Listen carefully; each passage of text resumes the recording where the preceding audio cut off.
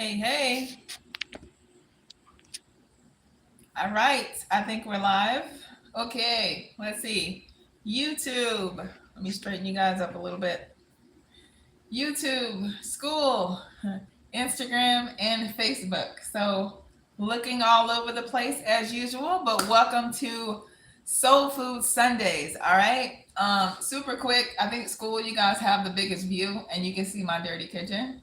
Never mind that. But it's actually very it's appropriate for tonight because we're talking about peri to post menopause. And before you blame your hormones, you might want to think better, just a little bit, about what you put into your body that may affect some of the menopausal symptoms that you're feeling. Okay. Not to brag, but I'll be 50 in a few weeks and I don't have any menopausal symptoms whatsoever. Okay. Let me get this straight. You will go through menopause. That part is, you can't miss that, but because that's part of being a woman. But as far as the symptoms, the hot flashes, the brain fog, the all of those kind of things, the sweats and all this kind of stuff, you guys, you're telling me that you're suffering from. You don't have to suffer from that, okay? So let's think better about tonight. All right. So I usually always start out by asking you guys a question, okay? So Facebook, YouTube, Skool, and IG. How many of you have gotten to a certain age and you suddenly feel, or suddenly everything is menopause? Okay. Have you gotten to a certain age and suddenly everything is menopause? Right? You've gained weight, menopause. You can't sleep, menopause.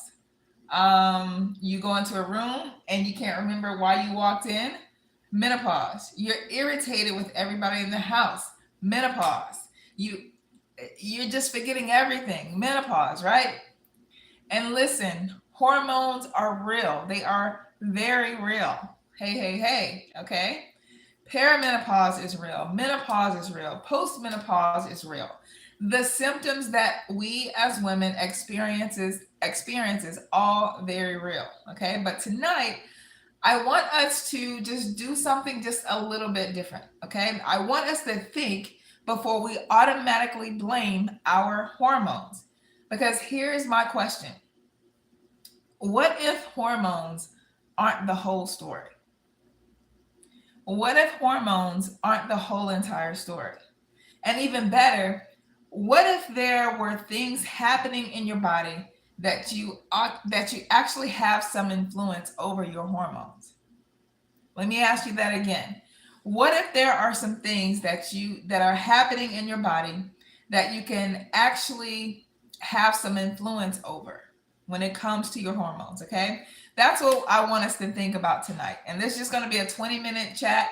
So let me know your questions that you guys have, okay? So first, let's make sure we're speaking the same language because I hear a lot of people using this incorrectly, okay?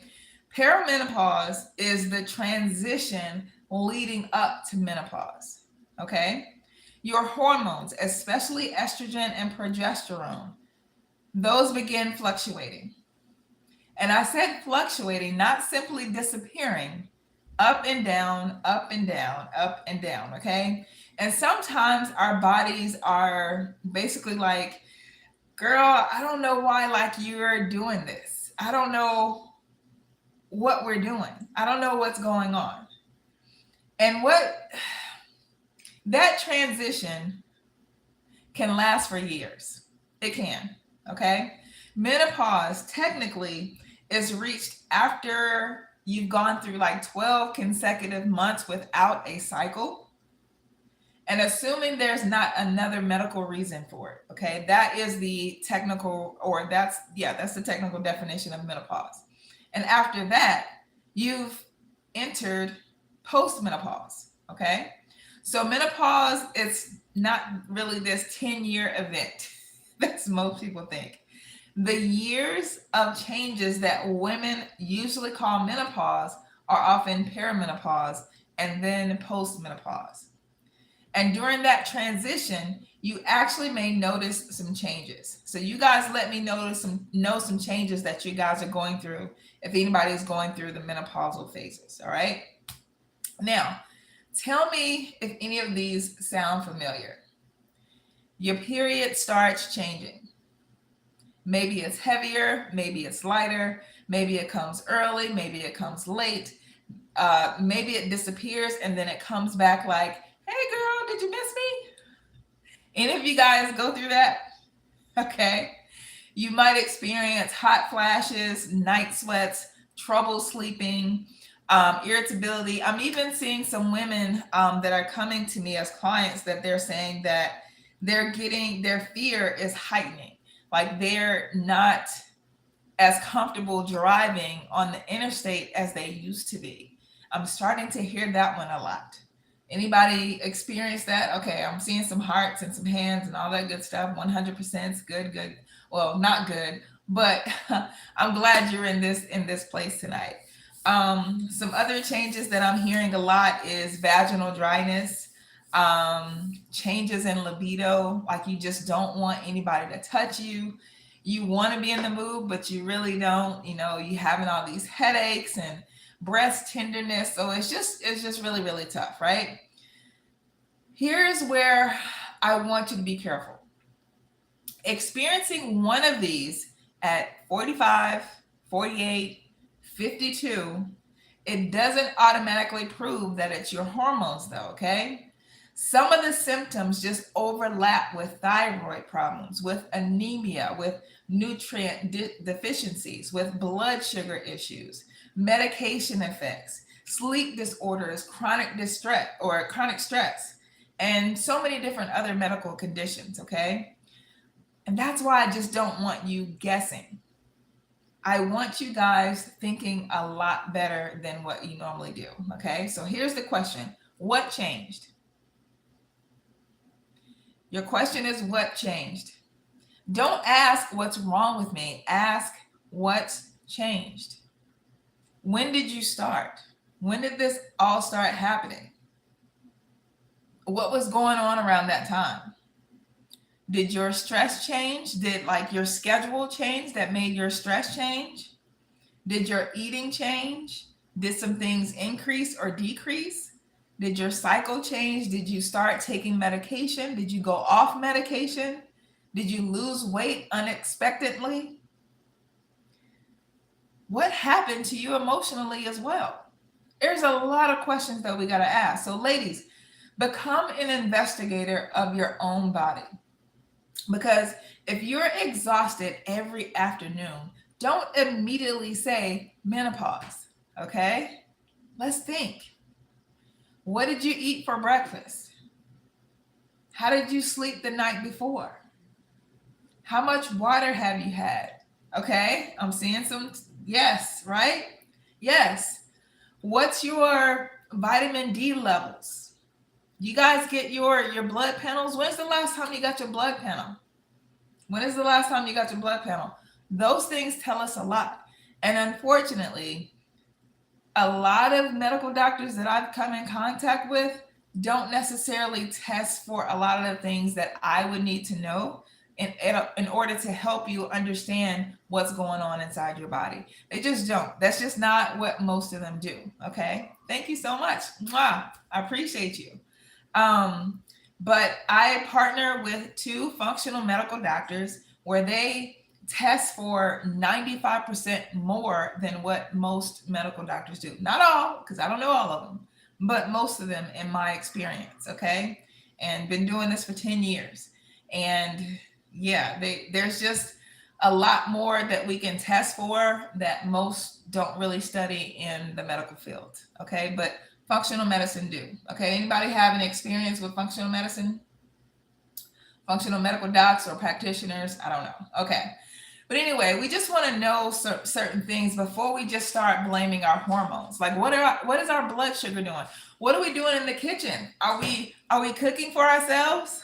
This is why my kitchen looks a little crazy, because I cook 95% of my food. because I want to be in control of my ingredients and I want to know what's going on inside of my body. And forgive me the way I'm dressed tonight. I kind of hung out today, I was outside a little bit. Usually I'm in my white coat, but whatever. So I just kind of got in. I'm feeling good. I'll be 50 in a couple of weeks and I'm feeling really good. All right.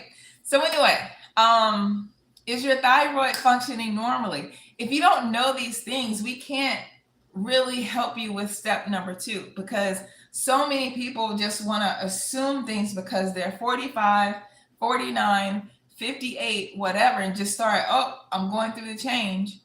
But it could be just because your showers are too hot and your body is just like, yo, this is way too hot for us. Like, chill and make it a little bit cooler, please. A lot of it is because of the foods that we're eating. Like, I'm not here to turn anybody plant-based, vegan, whatever.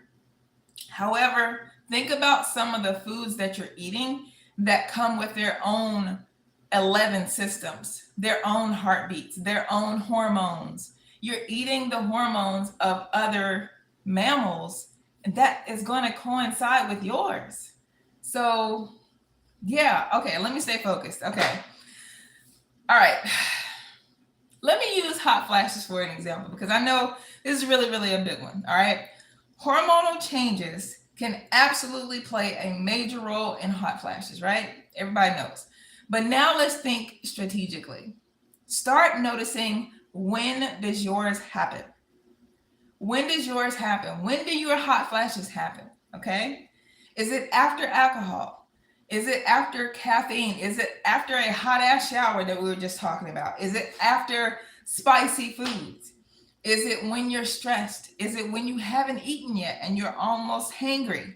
You didn't sleep well a certain time of night after watching something that just made you even more fearful. I don't want you guys walking around saying, well, I'm menopausal and I'm just going through these hot flashes for the next 5 years. That may not be the case, okay? Start tracking when you're going through certain things, okay? Your body may have patterns, and those patterns can give us a lot of information. That's the difference between simply experiencing your body and actually studying your body. This is how I was able to level up on my food, because I started studying my body. Our bodies communicate all the time. We just have to learn how to listen to it, okay? Now, let's talk about the one that everybody doesn't necessarily want to talk about, but it's important. Let's talk about the weight. Let's talk about the weight, okay? I get this a lot, and a lot of people are like, Dr. Denise, this menopausal belly ain't going nowhere. Okay, maybe hormonal changes have contributed, right?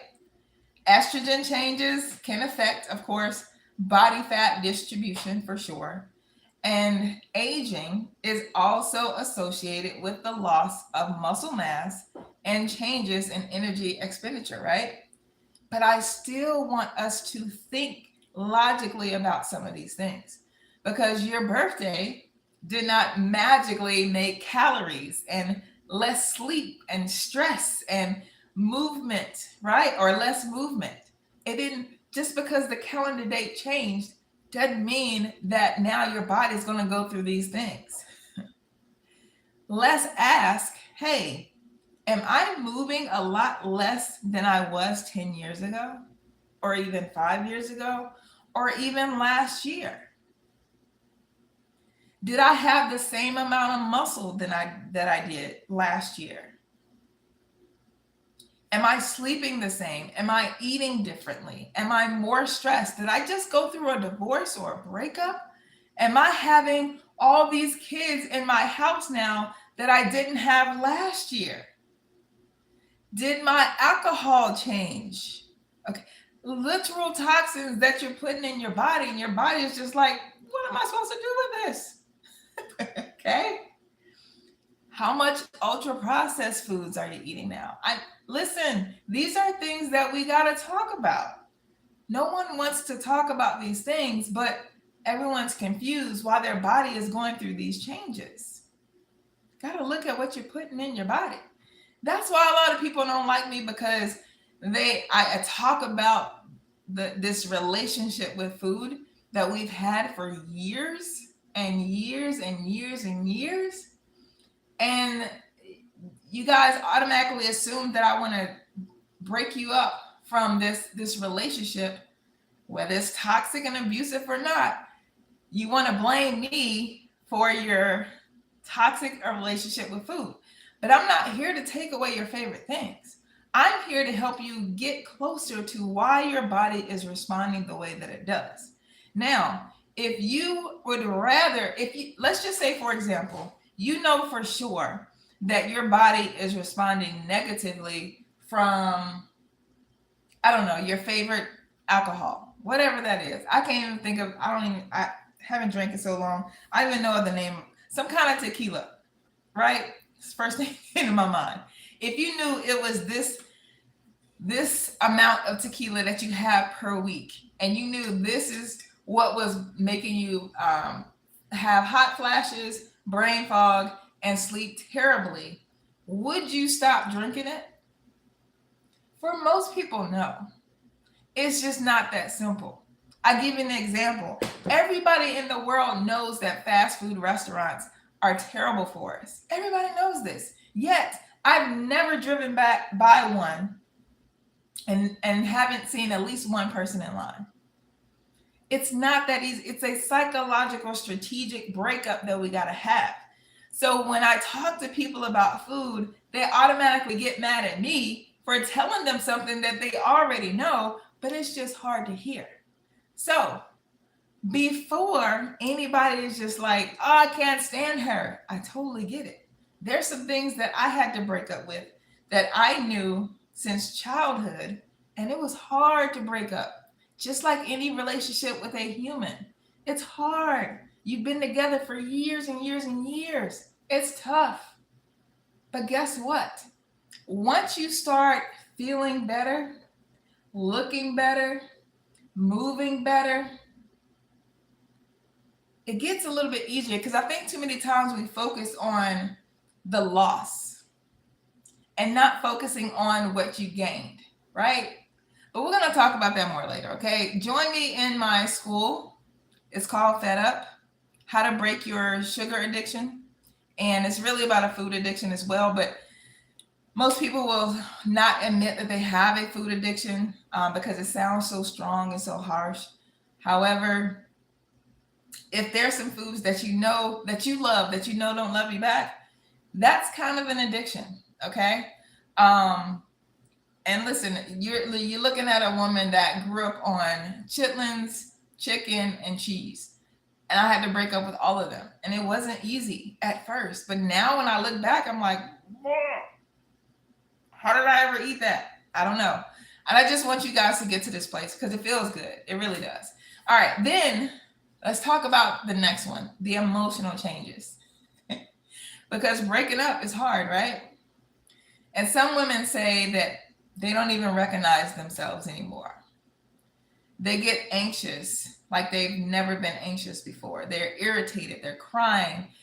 They don't want to be bothered. They don't want to talk to anybody. And yes, hormonal fluctuations can definitely affect the mood. But again, let's think, okay? How are you sleeping? Because somebody who hasn't slept properly in 6 months is probably not going to be all sunshine and Skittles, right? Sunshine and rainbows is just not happening, okay? Let's look at what's happening into your life. At this age, some women are simultaneously dealing with aging parents, teenagers, or even adult children, even grandkids, relationship changes, empty nesting, you're with your partner even more, financial pressure, body changes, loss, caregiving, and fluctuating hormones. It's a lot. So which one is causing your mood? It's not necessarily just menopause. There's a lot of other changes that are going on in your life. Okay. And maybe it's more than one, maybe it's several. That's why I just don't want you reducing yourself down to I'm hormonal. You're a whole human being inside a whole environment. Okay. So this brings me to something that I say all the time: test, don't guess. I kind of hinted to that before, but test, don't guess. Depending on, and I'm going to come back to your comment, okay? Fact, FAC something. It's a whole lot of letters. I'm going to come back to you, okay? Test, don't guess. If something feels significantly different, investigate. So I know I gave you guys a whole lot of things, but it's a whole lot of things. We still don't know what it is, okay? So depending on your symptoms, though, and your healthcare provider's assessment, that may look like a lot of different things. So a complete blood count or complete blood panel, especially if you're bleeding heavily, that's so important. Your iron and your ferritin levels, your vitamin D levels, your blood glucose, your thyroid functioning. Some research says B12. That's not for me because I don't eat where B12 comes from anymore, and I'm totally fine. But you want to look at your blood pressure, your cholesterol, whatever other additional evaluation or symptoms that may warrant this, right? And here's another important part.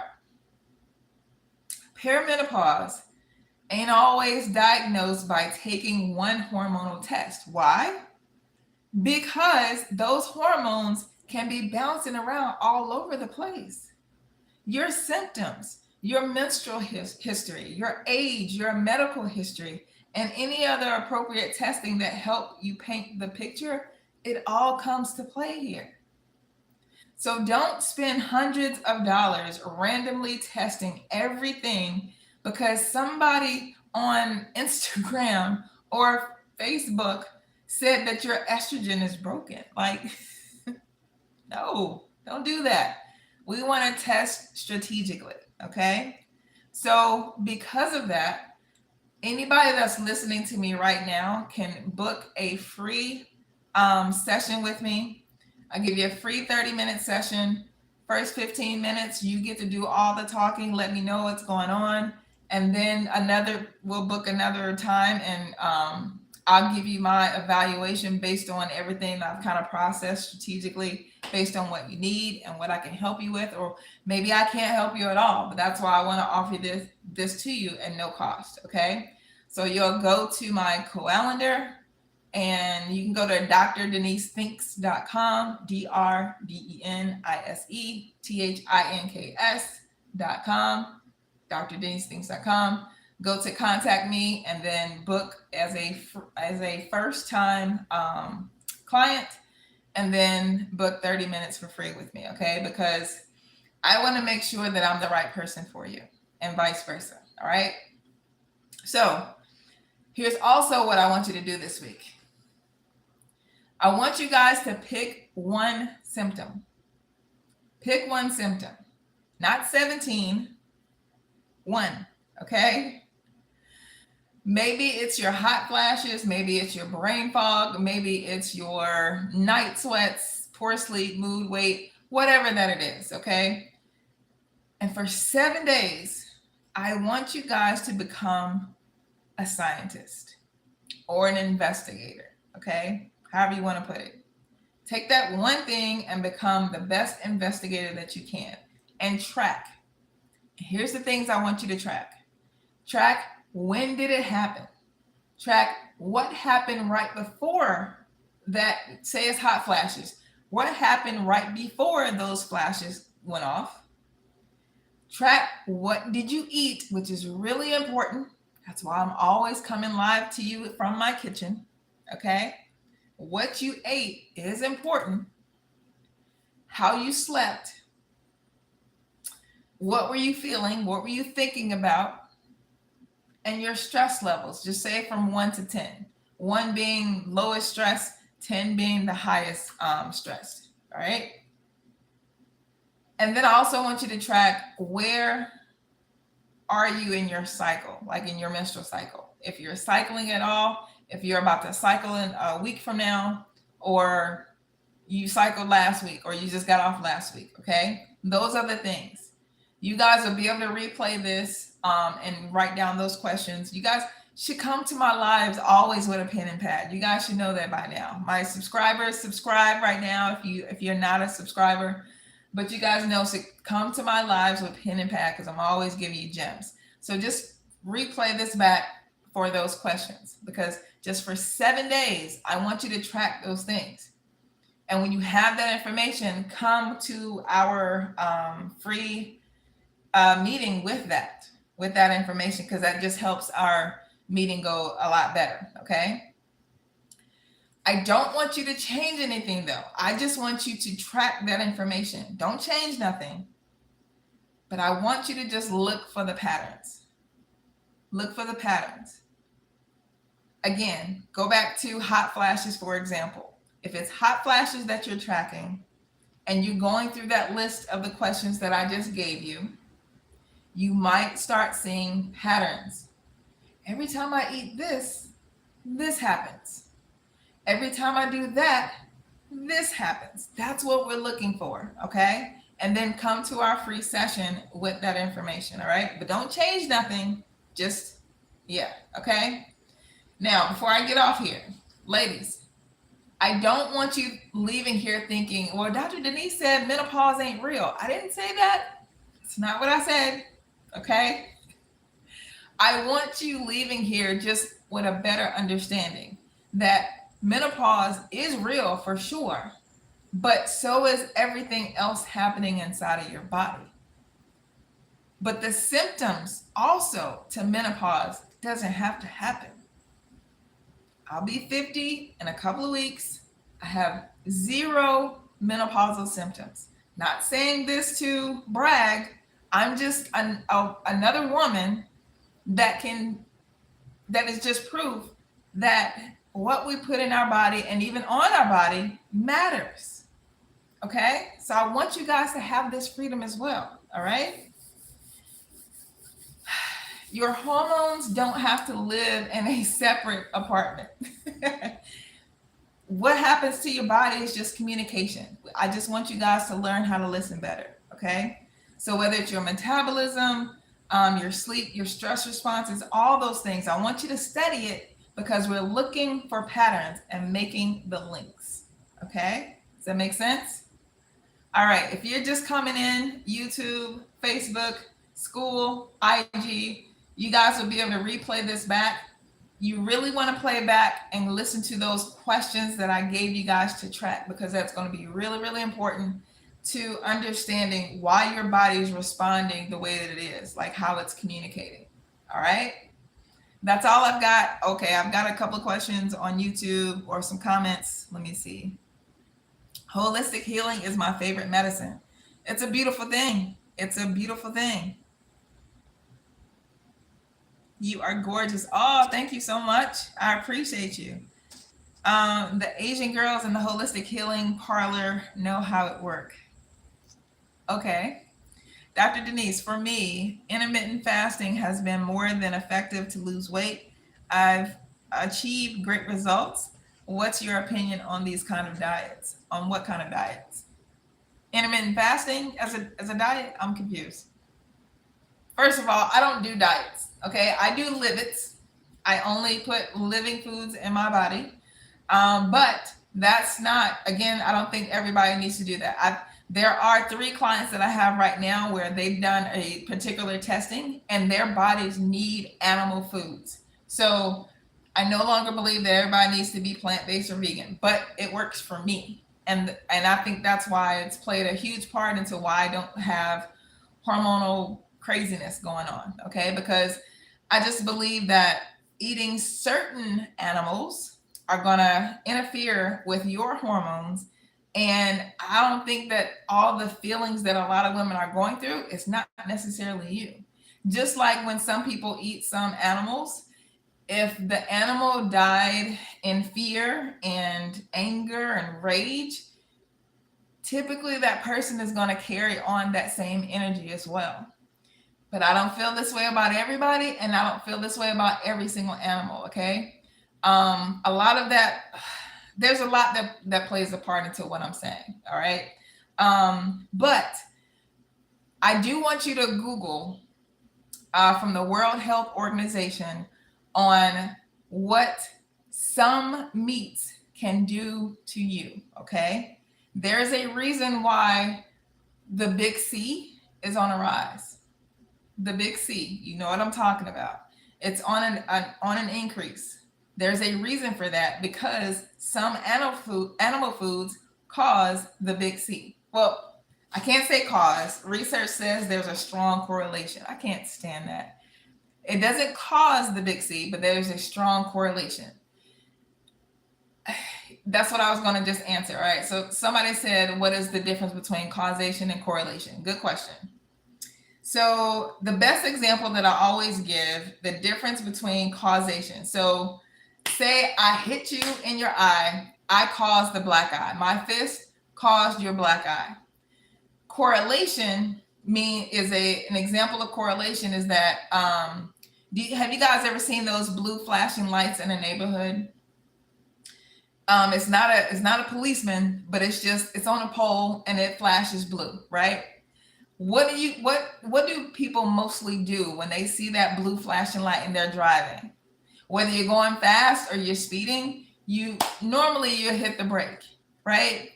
So that's a correlation. The blue light that you saw didn't literally grab your foot and make you smash down on the brake. It was the correlation between, blue light flashing, policeman getting pulled over for a speeding ticket, let me hit my brake. That's the difference, okay? So Google what meats will cause, or is a big correlation between eating that animal and getting the big C. And normally it's between stomach and colorectal C, okay? So look that up. If you are addicted to meats, there's some meats you probably want to break up with, okay? Not all meats, but a lot of meats out there. And it's typical. Well, I'm not even going to tell you what kind because I want you to look it up for yourself. Okay. All right. So back to your comment. I'm sorry. I don't do diets. I do livets. So I eat living foods. And yeah. So I'm not sure what your whole question was, but yes, it's Nicholas to make it easier. Oh, I'm sorry. Okay, Nicholas.